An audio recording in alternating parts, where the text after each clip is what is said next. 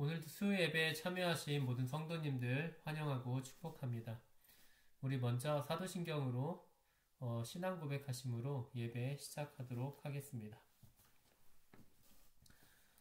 전능하사 천지를 만드신 하나님 아버지를 내가 믿사오며 그 외아들 우리 주 예수 그리스도를 믿사오니 이는 성령으로 잉태하사 동정녀 마리아에게 나시고 본디오 빌라도에게 고난을 받으사 십자가에 못 박혀 죽으시고 장사한 지 사흘 만에 죽은 자 가운데서 다시 살아나시며 하늘에 오르사 전능하신 하나님 우편에 앉아 계시다가 저리로서 산 자와 죽은 자를 심판하러 오시리라.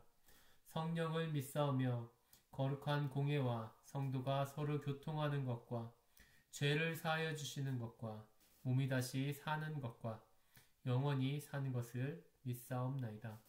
아멘. 우리 함께 찬양하도록 하겠습니다. 오늘 함께 저희들이 부를 찬양은 하늘이여 외치라 라는 찬양입니다. 우리 함께 하나님께 이 찬양으로 영광 돌리도록 하겠습니다.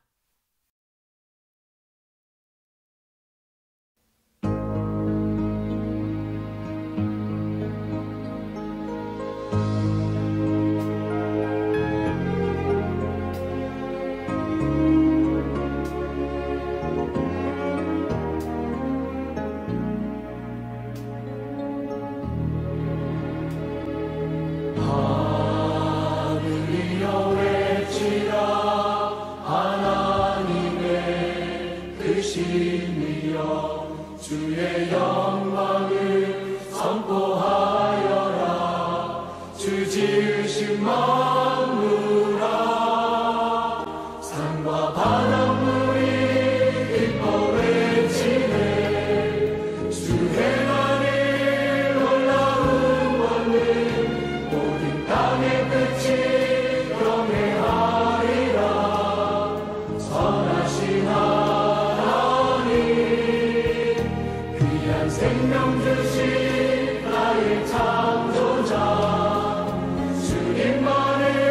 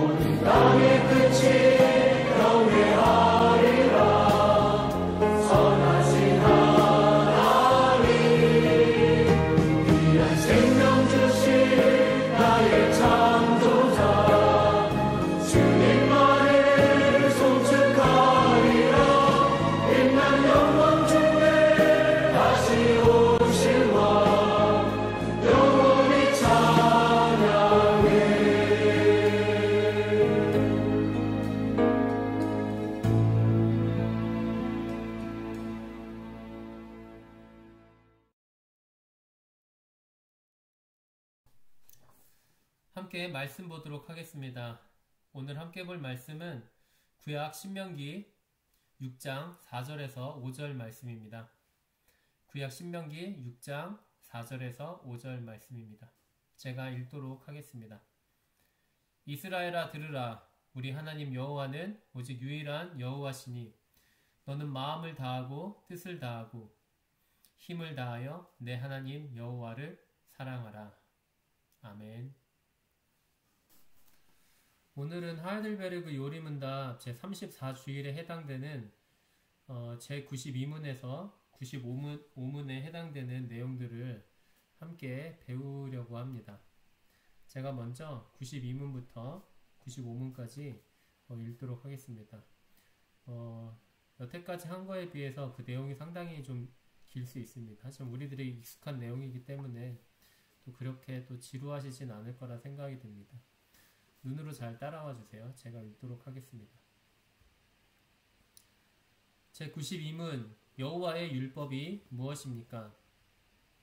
답. 하나님이 이 모든 말씀으로 일러 가라사대 나는 너를 애굽 땅 종 되었던 집에서 인도하여 낸 너의 하나님 여호와로라. 너는 나 외에는 다른 신들을 내게 있게 말지니라. 너를 위하여 새긴 우상을 만들지 말고 또 위로 하늘에 있는 것이나 아래로 땅에 있는 것이나 땅 아래 물속에 있는 것에 아무 형상이든지 만들지 말며 그것들에게 절하지 말며 그것들을 섬기지 말라. 나 여호와 너의 하나님은 질투하는 하나님인즉 나를 미워하는 자의 죄를 갚되 아비로부터 아들에게로 3, 4대까지 이르게 하거니와 나를 사랑하고 내 계명을 지키는 자에게는 1000대까지 은혜를 베푸느니라. 너는 너의 하나님 여호와의 이름을 망령되이 일컫지 말라. 나 여호와는 나의 이름을 망령되이 일컫는 자를 죄 없다 하지 아니하리라. 안식일을 기억하여 거룩히 지키라. 엿새 동안은 힘써 내 모든 일을 행할 것이나 제7일은 너의 하나님 여호와의 안식일인즉 너나 내 아들이나 내 딸이나 내 남종이나 내 여종이나 내 육축이나 내 문 안에 유하는 객이라도 아무 일도 하지 말라. 이는 엿새 동안에 나 여호와가 하늘과 땅과 바다와 그 가운데 모든 것을 만들고 제7일에 쉬었습니다. 그러므로 나 여호와가 안식일을 복되게 하여 그날을 거룩하게 하였느니라. 내 부모를 공경하라. 그리하면 너의 하나님 나 여호와가 내게 준 땅에서 내 생명이 길리라. 살인하지 말지니라. 간음하지 말지니라. 도적질하지 말지니라. 내 이웃에 대하여 거짓 증거하지 말지니라. 내 이웃의 집을 탐내지 말지니라. 내 이웃의 아내나 그의 남종이나 그의 여종이나 그의 소나 그의 낙이나 물은 내 이웃의 소유를 탐내지 말지니라. 제93문 이 계명들이 어떻게 나누어집니까? 답. 이 계명들은 두 부분으로 나누어집니다. 첫 번째 부분에서는 우리가 하나님과 관계를 가지고 살아가는 방법을 우리에게 가르쳐 줍니다. 두 번째 부분에서는 우리가 우리의 이웃에게 가지는 의무가 무엇인가를 가르쳐 줍니다. 제94문 여호와께서 제1계명에서 요구하시는 것은 무엇입니까? 내가 나의 구원의 유익을 위하여 모든 우상 숭배, 마술, 미신적 습관, 성인들이나 다른 피조물에게 기도하는 것을 피하는 것입니다.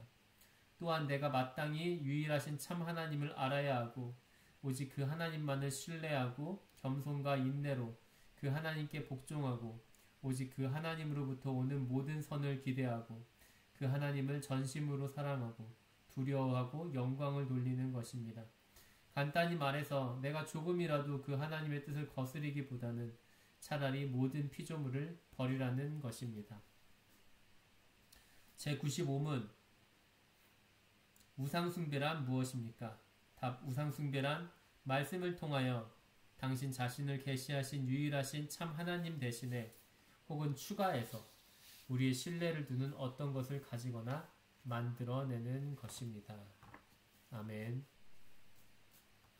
하이델베르그 요리문답 제92문의 질문은 우리에게 약간의 오해를 불러일으킬 수 있다고 생각됩니다. 사실 여호와의 율법이 무엇입니까? 라는 질문 자체가 문제가 되지는 않습니다. 하지만 이 질문에 대한 답으로 십계명만 언급된 것이 문제가 될 수 있습니다. 왜냐하면 율법이 십계명을 포함하고 있지만 십계명이 율법의 전체는 아니기 때문입니다. 나중에 제 이야기를 다 듣게 되시면 그렇게 큰 문제가 될 것도 아니었네 라고 생각하실 수도 있겠지만, 혹시라도 다른 곳에서 이 개념에 대해 잘 모른다는 이유 때문에 곤란을 겪으실 것 같아서 말씀을 드리려고 하는 것입니다. 신학적인 개념으로 따지자면 율법은 구약성경 전체를 가리키기도, 또 구체적으로는 모세오경을 가리키는 말입니다. 구약성경 전체를 가리키기도 하고 좀 더 구체적으로는 모세오경을 가리킨다는 말입니다. 율법이라는 말은 히브리어로 토라라는 말의 한국식 번역입니다. 모세오경이라는 말도 오늘날의 신학적인 명칭이고요. 옛날부터 이스라엘 사람들은 그것을 율법 혹은 모세의 율법이라고 불렀습니다. 창세기, 출애굽기, 레위기, 민수기, 신명기로 이루어진 구약의 첫 번째 5권의 책이 모세의 가르침에서 나온 것이기 때문에 그것들을 모아서 현대의 신학자들은 모세가 쓴 5권의 성경이라고 해서 모세오경이라고 이름을 붙인 것이고요. 옛날 이스라엘 사람들은 그것을 모세의 율법이라고 불렀습니다. 그리고 참고로 오늘날 우리와는 다르게 옛날부터 이스라엘 사람들은 구약의 39권의 성경을 3종류로 구분했습니다. 누가복음 24장 44절의 말씀을 보면 그것에 대한 역사적인 예시가 나옵니다. 이 말씀은 부활하신 예수님께서 구약성경 전체가 예수님에 대한 예언을 하고 있다는 것을 가르치시는 내용의 일부인데요. 여기에서 예수님은 우리가 알고 있는 구약성경을 구약이라고 말하지 않으시고 당시 이스라엘의 구분법에 따라 그것을 언급하십니다. 모세의 율법과 선지자의 글과 시편에 나를 가리켜 기록된 모든 것이 이루어져야 하리라, 이렇게 말씀하셨는데요. 여기에서 모세의 율법은 처음부터 말해왔던 토라라고 하는 모세의 그 5권의 가르침을 말하고요. 구약의 나머지 책들은 선지자의 글과 시편으로 구분됩니다. 오늘날은 옛날과 다르게 구약을 더 세부적으로 나누어서 이해하죠. 모세오경, 역사서, 대선지서, 소선지서, 지혜서, 시가서 이런 식으로 말입니다. 하지만 옛날에 이스라엘 사람들이 구약 성경을 구분했던 방법은 지금보다 좀 더 단순했습니다. 참고로 알아두시기 바랍니다. 아무튼 성경에 나오는 율법이라는 말은 모세오경을 가리키는 말입니다.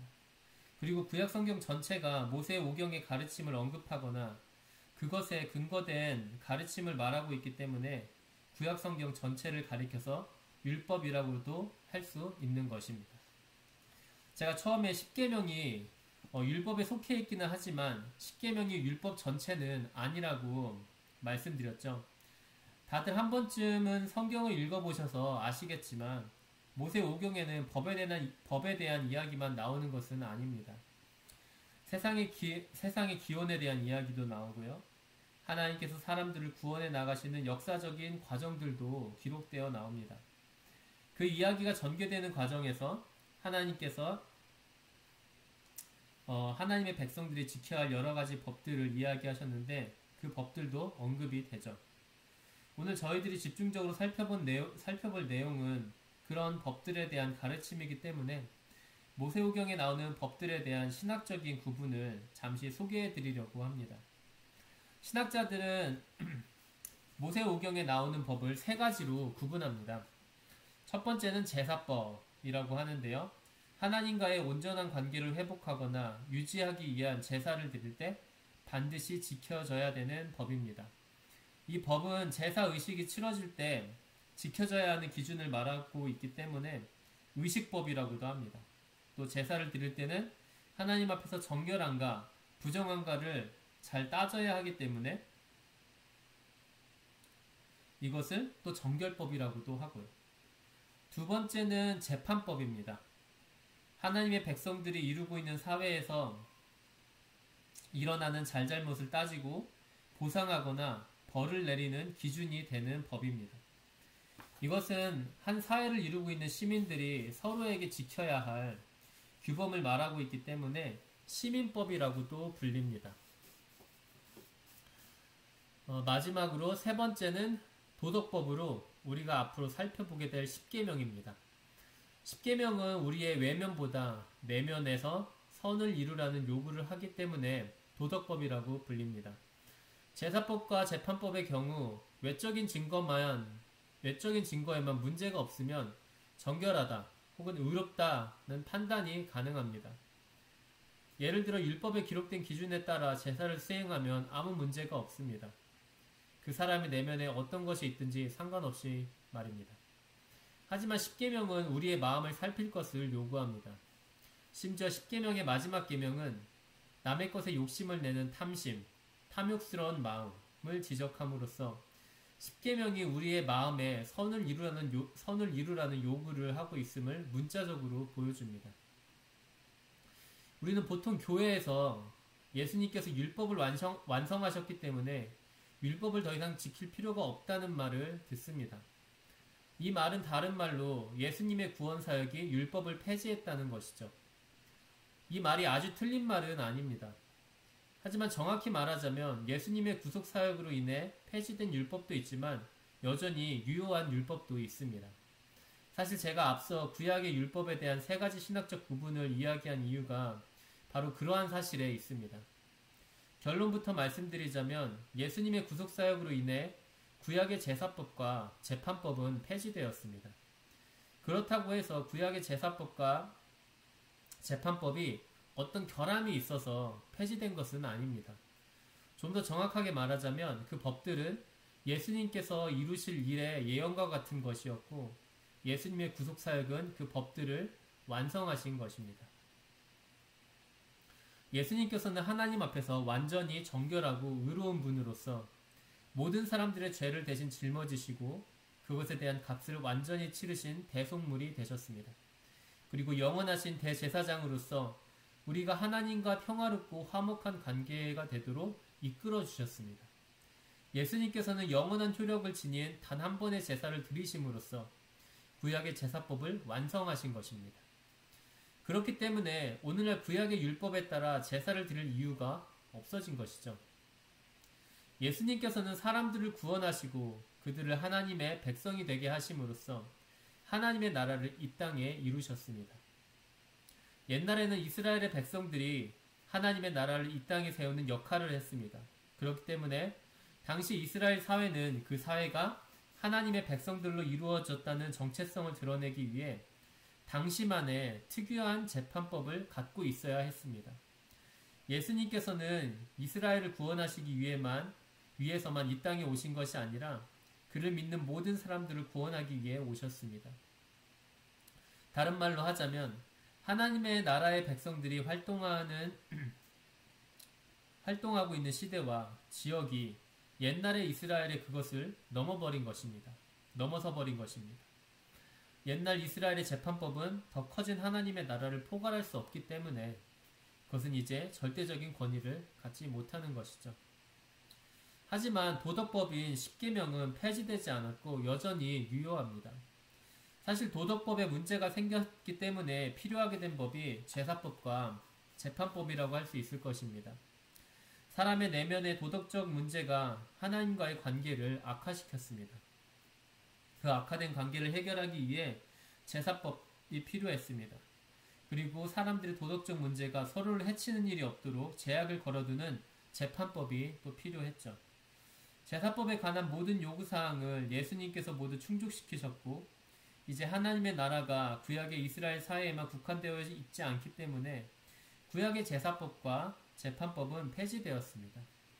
하지만 하나님과의 온전한 관계는 우리의 내면에서, 그러니까 마음에서 시작된다는 사실은 여전히 변함이 없습니다. 우리의 내면이 선을 이루지 않았기 때문에 우리는 하나님과 원수가 된 것입니다. 그럼에도 불구하고 하나님은 우리를 용서하시고 우리와 함께 하시길 원하셨습니다. 그렇기 때문에 예수님의 대속적인 죽음을 통하여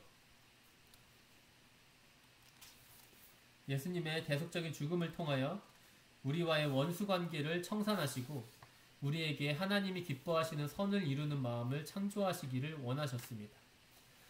예수님께서 우리의 죄를 대신하여 죽음의 값을 치르심으로써 성령께서 우리 안에 하나님이 원하시는 선을 이루는 마음을 창조하신 것입니다. 그렇기 때문에 우리의 마음으로부터 선을 이루어 나가라는 십계명의 도덕법은 여전히 유효하다고 말할 수 있는 것입니다. 여전히 유효한 율법과 관련해서 한 가지 더 참고할 사항을 이야기해드리려고 합니다. 율법에 대한 언급을 하게 되면 자연스럽게 나오는 의문 중 하나가 율법과 복음의 관계일 것입니다. 우리는 종종 율법과 복음이 서로 대조를 이루고 있다거나 심지어는 대립하고 있다고 생각할 때가 있습니다.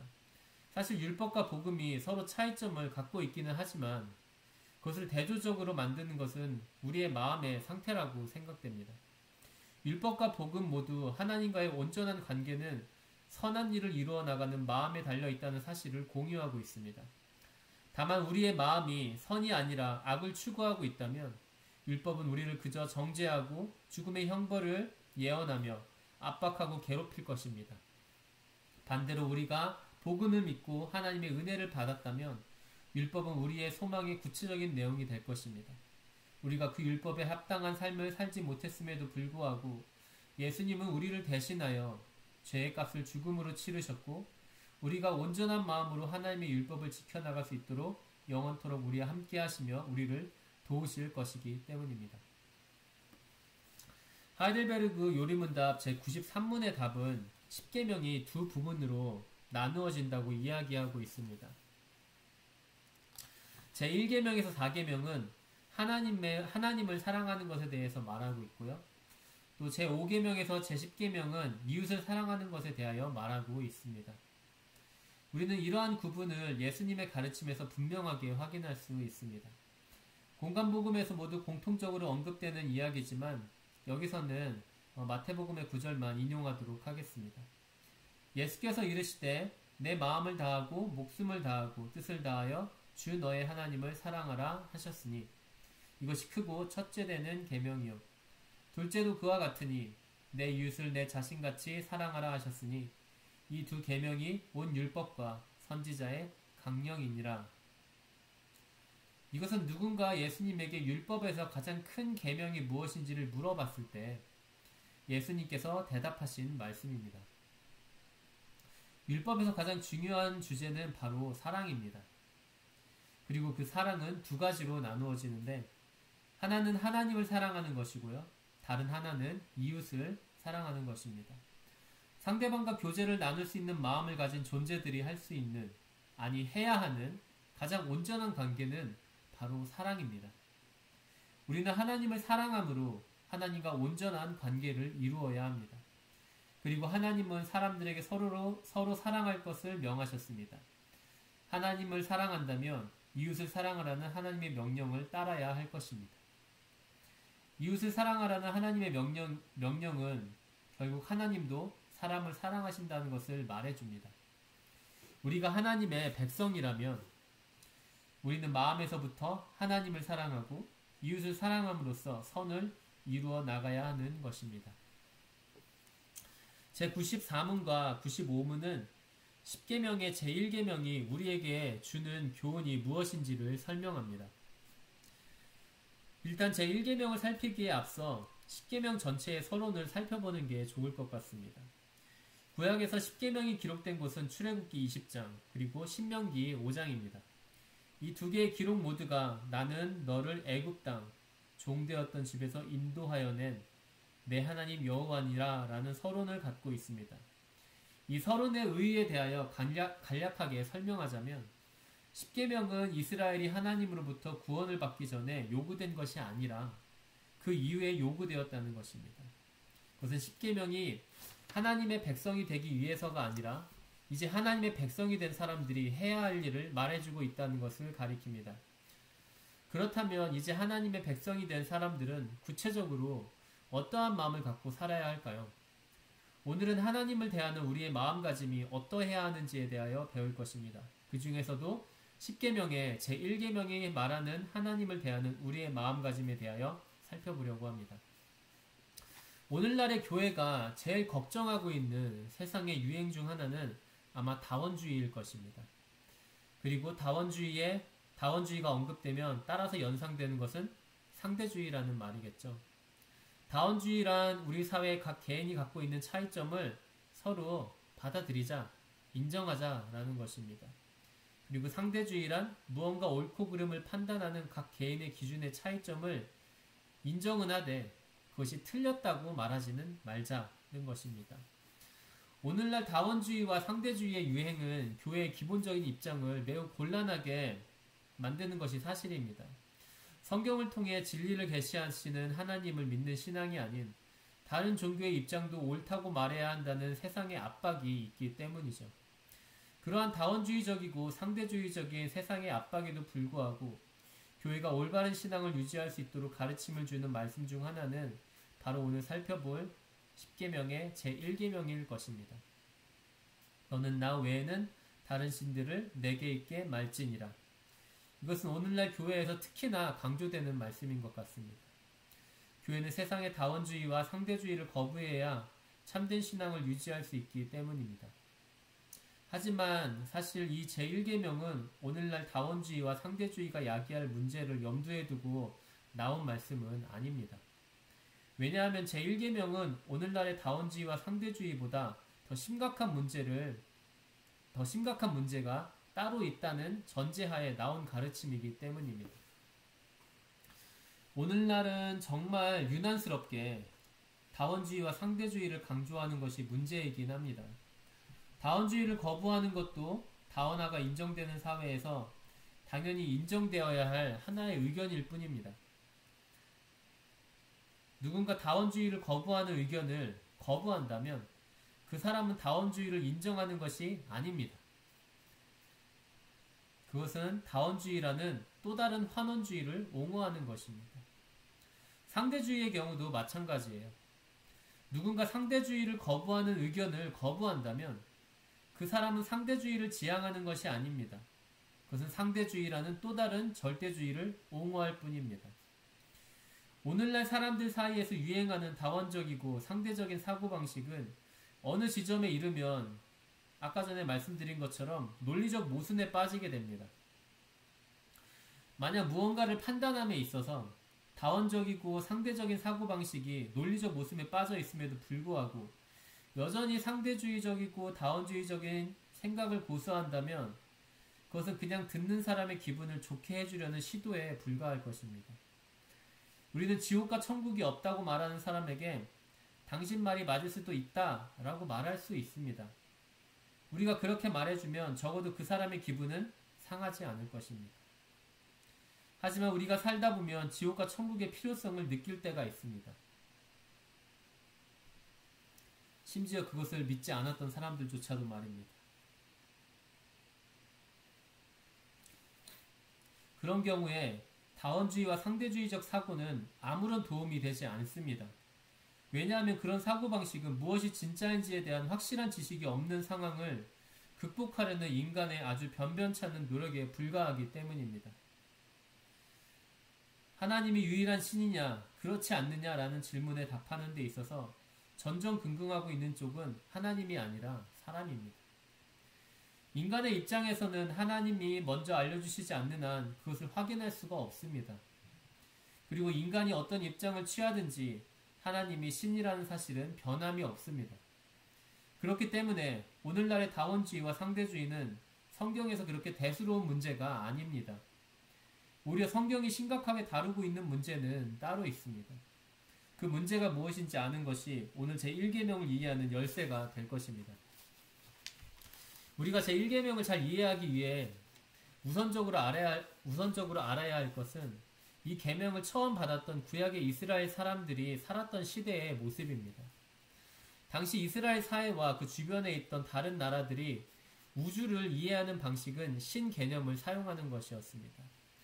우주에 존재하는 모든 것을 하나하나 따져보면 그것들은 모두 인간의 능력과 한계를 압도하는 것들 뿐입니다. 이러한 사실은 옛날이나 지금이나 변함없는 사실이죠.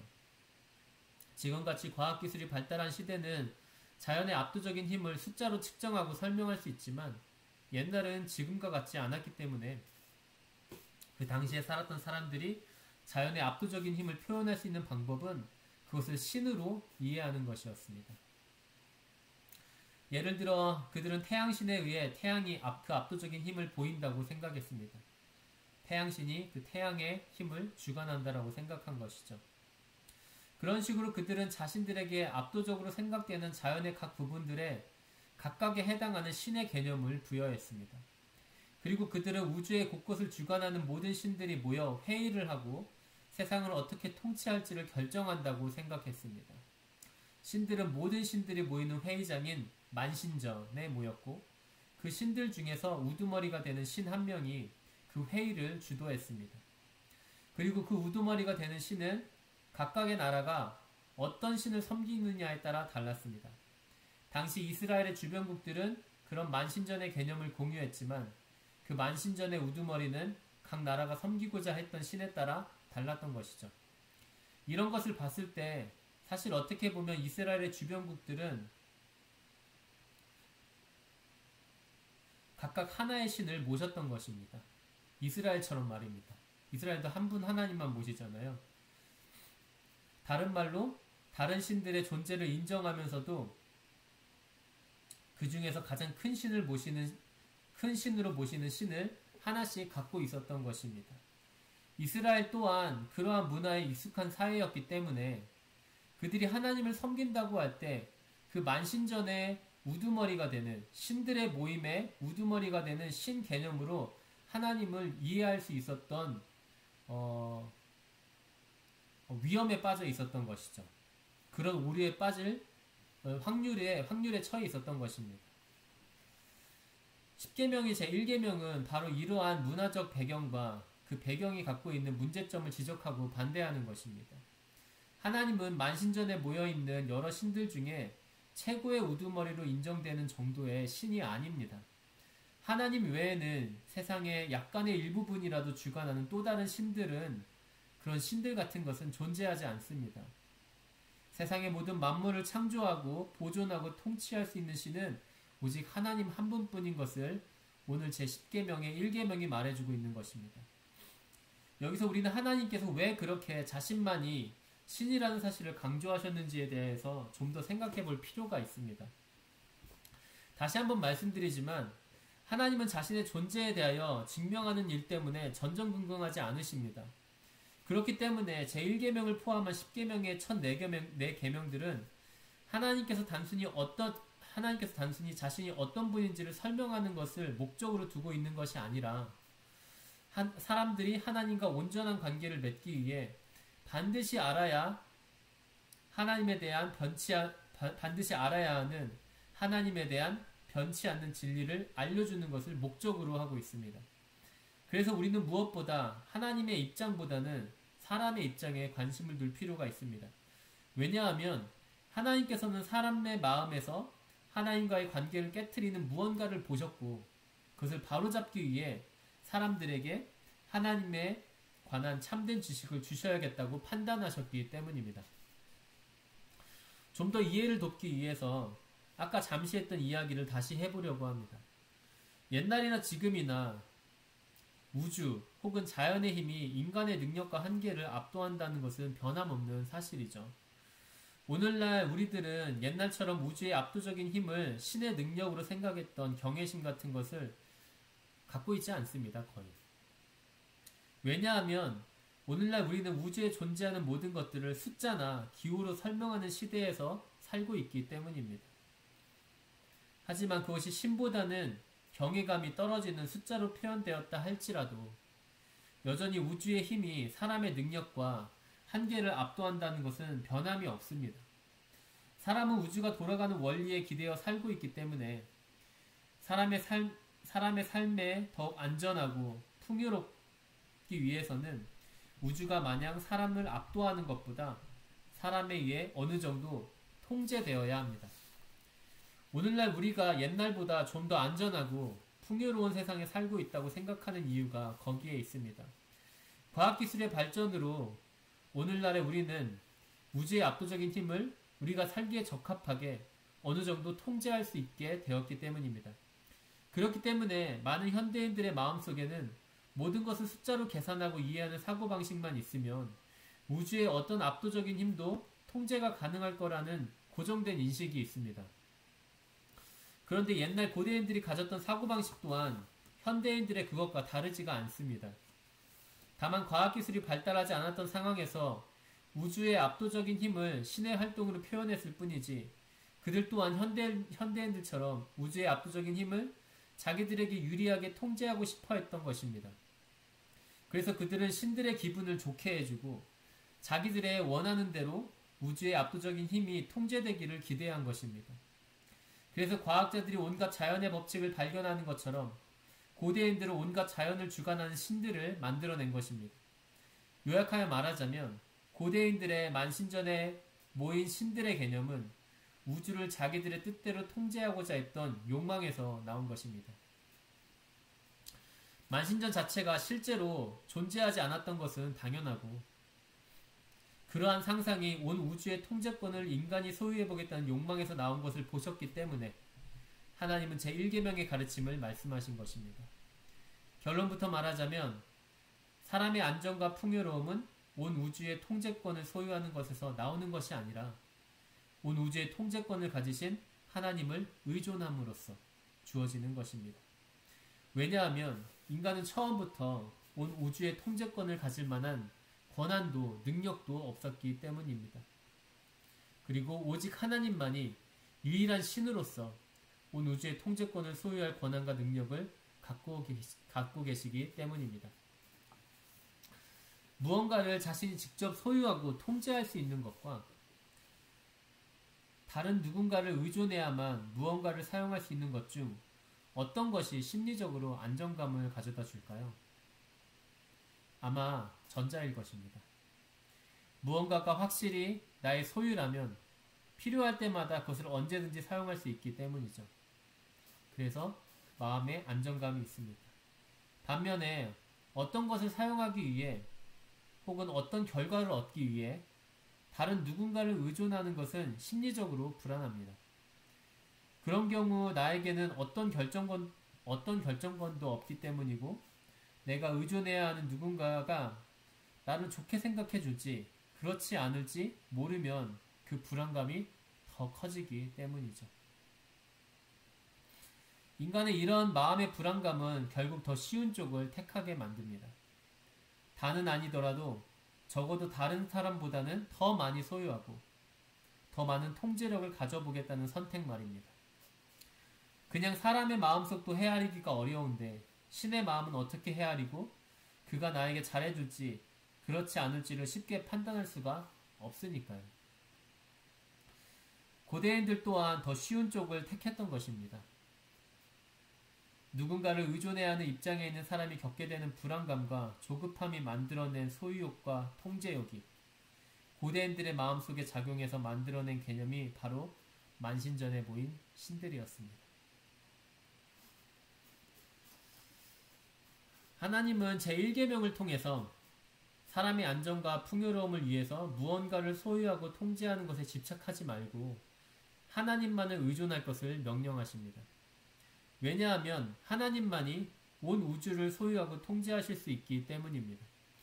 무언가를 더 많이 소유하고 통제할 수 있어야만 삶의 안정과 풍요로움을 누릴 수 있다는 고대인들의 고정관념은 하나님을 무언가를 소유하고 통제하기 위한 수단 정도로만 취급했습니다.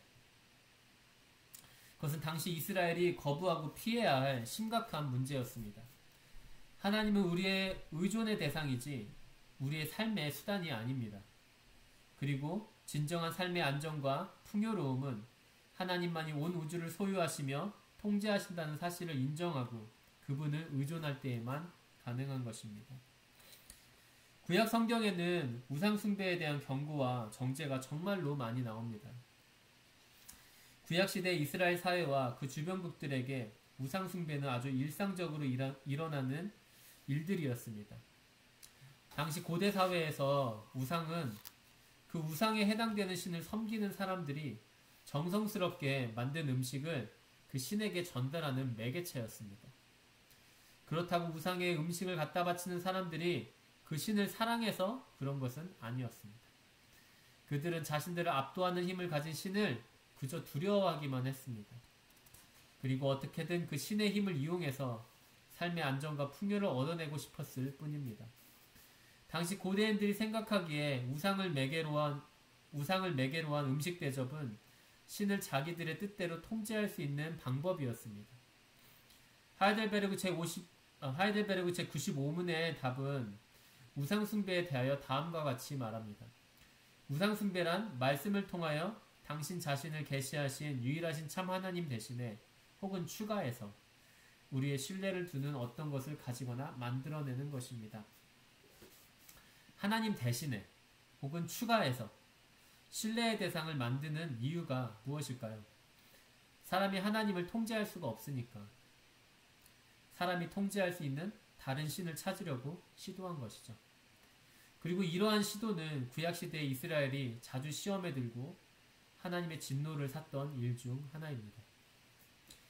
우리의 삶의 안정과 풍요로움은 단순히 하나님을 이용하는 것에서 나오는 것이 아닙니다. 그것은 하나님과의 사랑의 교제를 나누는 것을 통해서만 가능합니다. 그리고 하나님을 사랑하는 것은 온 우주를 창조하시고 보존하시고 통치하시는 하나님의 그 권한과 영광을 인정하고 하나님을 의지하지 않고서는 살 수 없는 인간의 연약함을 겸손하게 고백하는 것에서 출발합니다. 우리는 종종 상대방의 이용 가치만 따지면서 교제해야 될 사람과 그러지 않아도 되는 사람을 가립니다. 그런데 보통 내가 그렇게 행동할 때는 그것이 큰 문제가 된다고 생각하지 않지만 반대로 내가 누군가에 의해 이용 가치에 따라 차별을 받게 되면 참을 수 없는 혐오감을 느낍니다. 심지어 이용 가치에 따라 내가 우대를 받는 경우에도 그런 식의 행동을 하는 사람에 대한 혐오감이 생깁니다. 나를 이용하려고만 했기 때문이죠. 사람과 사람의 정상적인 관계도 이용 가치에 상관없이 상대방을 존중하고 사랑할 때 가능해지는 것입니다. 하나님 우리가 그렇게 관계를 맺어야만 제대로 살 수 있도록 만드신 분이십니다. 그렇기 때문에 우리가 하나님을 대하는 방식도 하나님을 인격적으로 높이고 사랑하는 것으로 이루어져야 하는 것입니다. 우리가 하나님을 통제하고 이용하려는 유혹을 멀리하고 하나님을 사랑하며 온전히 의지하기를 원합니다. 그러면 하나님께서는 이 세상 어느 누구도 줄 수 없는 사랑으로 우리를 안전하고 풍요롭게 지키실 것입니다. 함께 기도하겠습니다.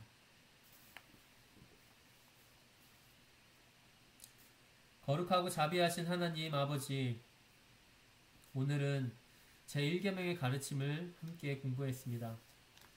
하나님, 저희들은 무언가를 제대로 소유하지 못하고 통제하지 못하게 되면 불안감에 사로잡혀 시험에 들고 때로는 잘못된 선택으로 스스로를 더 힘들게 만들어버리는 무지하고 연약한 사람들입니다. 하나님, 그런 저희를 불쌍히 여겨주시기를 원합니다. 저희가 홀로 세상을 창조하시고 보존하시고 통치하시는 하나님을 온전히 알고 온전히 의지하기를 원합니다. 하나님을 그저 이용해볼 얄팍한 생각으로 우상 숭배에 빠지는 일이 없도록 저희를 지켜주옵소서. 오직 하나님을 사랑하고 의지함으로써 이 세상 누구도 줄 수 없는 평안과 사랑 안에 살 수 있도록 저희 모두를 인도해 주옵소서. 하나님, 그리고 우리 교회가 합심으로 기도드릴 제목들이 있습니다. 2021년 교회 목표인 성령을 따라 행하는 삶을 경험할 수 있도록 우리 교회 모든 성도들을 인도해 주옵소서. 우리 모두가 성령의 인도하심에 민감한 마음을 갖고 더욱더 성숙한 신앙인이 될 수 있도록 인도해 주옵소서. 또 1년 10독 성경 듣기에 우리 모든 성도들이 잘 참여하기를 원합니다. 그것을 통해 더욱더 말씀의 뜻을 깊이 알아가는 성도들이 될 수 있도록 인도해 주옵소서. 마지막으로 경제적으로 어려운 중에 각 성도들이 겪고 있는 고난을 잘 이겨낼 수 있도록 인도해 주시기를 원합니다. 우리가 겪는 모든 힘든 일들이 정금을 만들어내는 풀무처럼 우리의 삶을 더욱더 단단하게 하고 성숙하게 만들어주는 것이 되기를 원합니다. 하나님, 우리 모든 성도들이 하나님께서 주시는 복을 바라며 살아가는 동안 지치지 않도록 인도해 주시기를 원합니다. 많은 사람들이 정말 힘든 하루하루를 보내고 있고 불안한 하루하루를 보내고 있습니다. 모두를 긍휼히 여겨주시고 모두를 지켜주시고 믿음의 길에서 떠나지 않도록 하나님께서 주신 그 복에서 떠나지 않도록 항상 우리 모든 성도들을 지켜주옵소서. 이 모든 말씀 예수님의 이름으로 기도합니다. 아멘. 주님께서 가르쳐 주신 기도로 기도하고 예배 마치도록 하겠습니다.